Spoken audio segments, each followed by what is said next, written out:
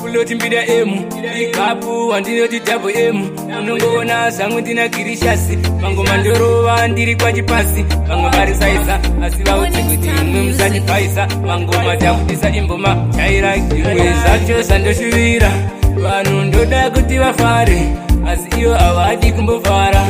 Zimwe zacho sandoshuvira. Vanu ndoda kuti vafare, asi iyo avazi kumbofara.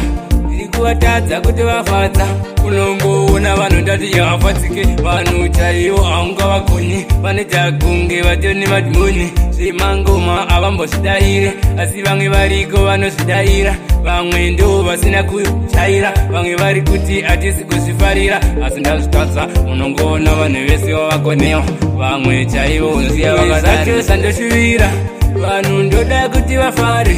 asi ivo havadi kumbofara zimwe zvacho sandoshuvira vanhu ndoda kuti vafare asi ivo havazi kumbofara ndiri kuvatadza kuti vafadza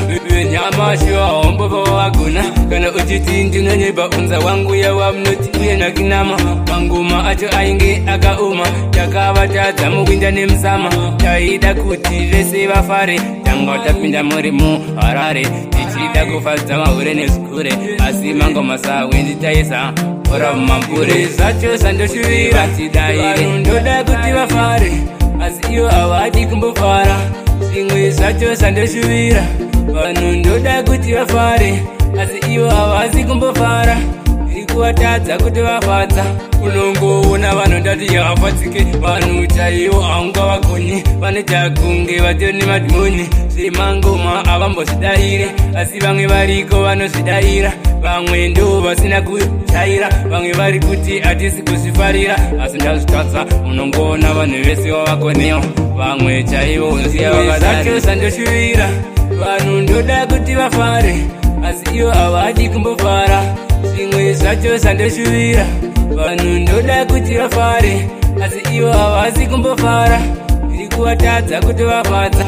nyamashi wahombova vagona kana uchiti ndinonyeba unza wangu yava munoti uye nakinama mangoma acho ainge akaoma takavatadza mukuinda nemusama taida kuti vese vafare